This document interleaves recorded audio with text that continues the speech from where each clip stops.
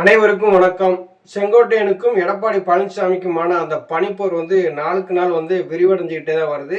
எடப்பாடி பழனிசாமியினுடைய அரசியல் வாழ்க்கையில செங்கோட்டையனுடைய பங்கு மிக முக்கியமானது. இவர் கிளைச்சா இருந்த காலத்துல செங்கோட்டையனை கையை காலை பிடிச்சி அங்கிட்டு இருக்கிற ஆளுக்கு அப்புறம் பிடிச்சி பெரிய லெவலுக்கு வந்தவர் தான் எடப்பாடி பழனிசாமி. நேர்மையான முறையில் அரசியலுக்கு வந்தாரா அப்படிங்கிறதே மிகப்பெரிய கேள்விக்குறியாக தான் இருக்குது.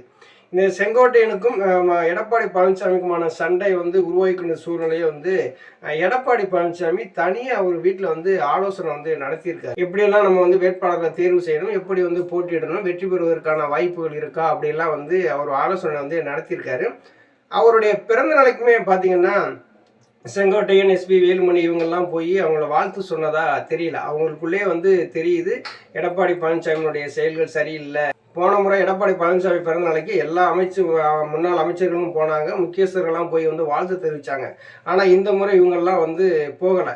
எடப்பாடி பழனிசாமிக்கும் செங்கோட்டையனுக்குமான சண்டை எங்கே உருவாகுது அப்படின்னா, செங்கோட்டையனுடைய சொந்த மாவட்டத்தில் ஒரு வேட்பாளரை நிப்பாட்டும் போது நம்மள்கிட்ட ஆலோசனை கேட்பார்னு சொல்லிவிட்டு எதிர்பார்த்துட்டு இருந்திருக்காரு. எடப்பாடி பழனிசாமி அதை செய்யலை. தான் தோன்றித்தனமாக எடப்பாடி பழனிசாமி அறிவிச்சிட்டாரு. அங்கேயே செங்கோட்டையனுக்கும் எடப்பாடி பழனிசாமிக்குமான ஒரு மோதல் உருவாகுது. சரியாக வேலை செய்யலை அப்படிங்கிறதும் நமக்கு நல்லா தெரியுது. செங்கோட்டையன் அதிமுகவில் ஒரு முக்கியமான தலைவரும் கூட. புரட்சி தலைவர் எம்ஜிஆர் காலத்திலேருந்து இருந்திருக்காரு. அம்மாவோட செயல்பட்டுருக்காங்க. இவருடைய செயல்பாடு சரியில்லைன்னு சொல்லிவிட்டு புரட்சி தலைவி அம்மா அவர்களே இவருடைய மினிஸ்டர் போஸ்ட்டை பிடுங்கி விட்டு ஒரு சாதாரண எம்எல்ஏவாக தான் இருந்தார் செங்கோட்டையன். இப்போ செங்கோட்டையன் ஒவ்வொரு குடும்பத்தினுடைய நிகழ்ச்சிகள் சார்ந்து அழைப்புதல் ஒவ்வொரு மாவட்டத்தோடு வைக்கும்போது மாவட்டத்தில் இருக்கிறவங்கலாம் நிர்வாகிகள் என்ன சொல்லியிருக்காங்க அப்படின்னா, ஒன்று நீங்கள் களத்தில் இறங்குங்க, இல்லைன்னா நாங்கள் களத்தில் இறங்குறோம், இப்படியே போயிட்டு இருந்தால் நம்மளாம் தோல்வியை தவிர வெற்றிங்கிறதை பார்க்க முடியாதுன்னு சொல்லிட்டு ஒரு மிரட்டலை போட்டு விட்டுருக்காங்க செங்கோட்டையன்ட்ட. செங்கோட்டையன் என்ன சொல்லியிருக்காரு அப்படின்னா, எதை சொன்னாலும் எடப்பாடி பழனிசாமி கேட்கறது மாதிரி இல்லை, அந்த மாதிரி ஒரு சூழ்நிலை தான் இருக்காரு. இந்த ஜூன் 4க்கு பின்னாடி நம்ம ஒரு பெரிய மாற்றத்தை உருவாக்குவோம் அப்படின்னு சொல்லிட்டு இங்கே நிர்வாகிகளுக்கு ஒரு வாக்குறுதியும் கொடுத்துட்டு வந்ததாக ஒரு தகவல் வெளியாகிருக்கு. ஆனால் எடப்பாடி பழனிசாமி இப்போ தனியாக ஒரு ஆலோசனை கூட்டம் போட்டாருங்கள, அந்த ஆலோசனை கூட்டத்தில் எஸ்பி வேலுமணி போகலை, தங்கமணி போகலை, இவர் செங்கோட்டையன் யாருமே அந்த கூட்டத்துக்கு போக கிடையாது. 2026 சட்டசபை தேர்தல் வருது. அதிமுக ஒன்றிணைந்தால் தான் அது வெற்றியை பெற முடியும், அம்மாவினுடைய ஆட்சி அமைக்க முடியும். இது எல்லாருக்குமே தெரிந்த விஷயம். ஆனாலும் இந்த வேட்பாளர்கள் தேர்வு இப்போ எப்படி நடக்கணும் போகணும்னு சொல்லிட்டுலாம் இப்போவுமே எடப்பாடி பழனிசாமி ஆலோசனை நடத்திட்டு தான் சொல்கிறாங்கல்ல. ஆலோசனை நடத்தி என்ன பண்ண, இங்கே தொண்டர்கள் ஒற்றுமையாக இல்லை. இப்போ இது கட்சி ரெண்டாக பிரிஞ்சு கிடக்கு. முக்கியமான தலைவர்கள்லாம் வெளியில் நின்று இருக்கிறாங்க. இவங்களெல்லாம் ஒருங்கிணைக்காமல் எப்படி ஒரு அதிமுக இரட்டை இலை சின்னத்தில் போய் 2026 சட்டசபை தேர்தல் சந்திக்க முடியும்? அப்படியே சந்தித்தாலும் படுதோல்வி தான் சந்திக்க போகுது. எடப்பாடி பழனிசாமி எடுக்கிற ஒவ்வொரு நடவடிக்கையுமே சொல்லி பார்த்தீங்கன்னா பிஜேபிக்கு ஆதரவாக தான் போகுது அப்படிங்கிறது இன்னைக்கு தொண்டர்களுக்கு சந்தேகமாக வருது. எடப்பாடி பழனிசாமியினுடைய தலைமை நல்லா இருந்தது அப்படின்னா இப்போ பல்வேறு தேர்தல்களில் அவர் தலைமையில் தான் சந்திச்சிருக்காரு. அவர் வெற்றியை பெற்றிருக்கணும். அப்படியும் அவர் இரட்டை இலை சின்னம் இருந்துமே வெற்றி பெற முடியல. நான் தான் பெரிய ஆளுமை, நான் தான் அதிமுகவுக்கு பொதுச் செயலாளர் இருக்கான, அம்மா இருந்த பதவியில் நம்ம தான் உட்காருன்னு சொல்லிட்டு இப்போ இந்த பிடிவாதத்தில் தளராமல் இவர் அப்படியே எடப்பாடி பழனிசாமி உட்கார்ந்துருந்தாருன்னா என்ன ஆகும் அப்படின்னா, அதிமுகவுடைய வாக்குகள் வெகு விரைவாக சரிய ஆரம்பிச்சிடும். ஏன்னா 2026 சட்டசபை தேர்தலில் சீமான் ஒரு பக்கம் போட்டியிடுவார்.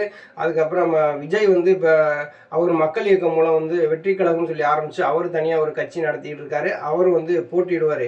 இந்த கட்சிகளுக்கெல்லாம் யாரோட வாக்கு போய் சேரும் அப்படின்னா, அதிமுக 4 பிரிவாக பிரிஞ்சு கிடக்கிறதுனால அதிமுகவுடைய வாக்கு தான் போய் சேரும். முக்கியமாக தொண்டர்கள் என்ன நினைப்பாங்க அப்படின்னா, இவங்க 4 பிரிவாக பிரிஞ்சு கிடக்குறாங்க, எப்படி போட்டாலும் தோத்து தான் போகும், அப்போ புதுசாக வரவங்களுக்கு நமக்கு வாய்ப்பு கொடுப்போம்னு சொல்லிட்டு அவங்கள நோக்கி நகர ஆரம்பிச்சிருவாங்க. இடையில பிஜேபி காத்துக்கிட்டு இருக்கு, கழுகு மாதிரி காத்துக்கிட்டு இருக்கு. அதிமுகவுடைய வாக்குகளை எப்படி நம்ம அறுவடை செய்யலாம் அப்படிங்கிற நிலையில தான் பிஜேபி காத்துக்கிட்டு இருக்காங்க. அப்போ அதிமுக கடைசி வரைக்கும் ஒன்றும் சேரலை அப்படின்னா இந்த வாக்குகள் பெரும்பாலும் பிஜேபிக்கு போய் சேரும், விஜய்க்கு போய் சேரும். ஆனால் எடப்பாடி பழனிசாமியுடைய இந்த செயல்கள் எல்லாமே இப்போ முக்கியமாக அங்கே இருக்கிற நிர்வாகிகளுக்கு பிடிக்கல அப்படிங்கிறதும் நல்லா தெரியுது. பத்திரிகை செய்தியிலுமே வெளியாகிருக்கு. வேட்பாளர் தேர்ந்தெடுத்து நீங்கள் வேட்பாளரை 234 தொகுதியுமே நீங்கள் கொண்டு போய் சேர்த்தாலும் அந்த வேட்பாளர்களுக்கு இரட்டை இலை சின்னத்துக்கு ஓட்டு போடுவாங்களா அப்படிங்கிறத நம்ம பார்க்கணும்.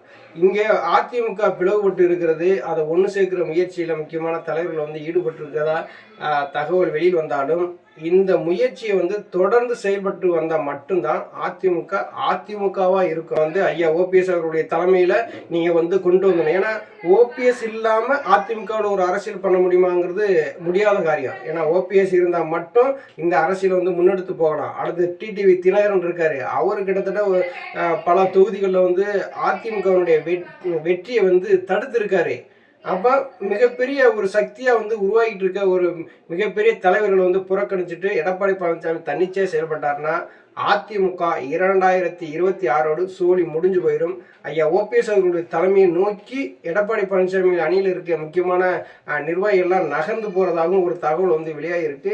ஜூன் 4க்கு பிறகு வெளிப்படையாக தெரியுங்கிறதையே அரசியல் விமர்சகர்கள் சொல்றாங்க. தொடர் தோல்விகளை சந்திச்சு வர்ற அதிமுக 4 பிளவுபட்டு கிடக்கு. இந்த சூழ்நிலையில 2026 சட்டசபை தேர்தலை எப்படி திமுகவை எதிர்கொள்ள போறாங்க அப்படிங்கிறத மிகப்பெரிய அளவுல எதிர்பார்ப்பாகவும் இருக்கிறது.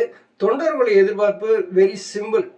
அதிமுக ஒன்றிணையணும், இரட்டையில வெற்றி பெறணும், அம்மாவினுடைய ஆட்சி அமையணும்.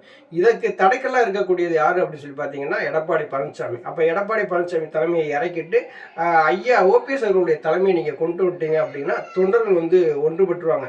ஏன்னா எடப்பாடி பழனிசாமிக்குன்னு ஒரு செல்வாக்கு எங்குமே கிடையாது. அவர் ஒரு தனிப்பட்ட மனுஷனா இருக்காரு. அவர் காசுக்கான பலம் தான் இருக்கு. காசு மட்டுமே வந்து அரசியலை நிர்ணயிக்காது. தொண்டர்களுடைய பலம் தான் இன்னைக்கு அதிமுகவினுடைய அரசியலை வந்து நிர்ணயிக்கும். தொண்டர்கள் ஒன்றிணைந்து இந்த அரசியல் புரட்சியை வந்து மேற்கொள்ளக்கூடிய சூழ்நிலை உருவாங்கிற மாதிரி தான் தெரியுது. நல்லதே நினைப்போம். ஐயா ஓபிஎஸ் அவருடைய தலைமையில கண்டிப்பா இந்த அரசியல் வெற்றி பெறும். அதிமுக ஐயா ஓபிஎஸ் அவர்கள் கையில வந்து சேரும். நன்றி, வணக்கம்.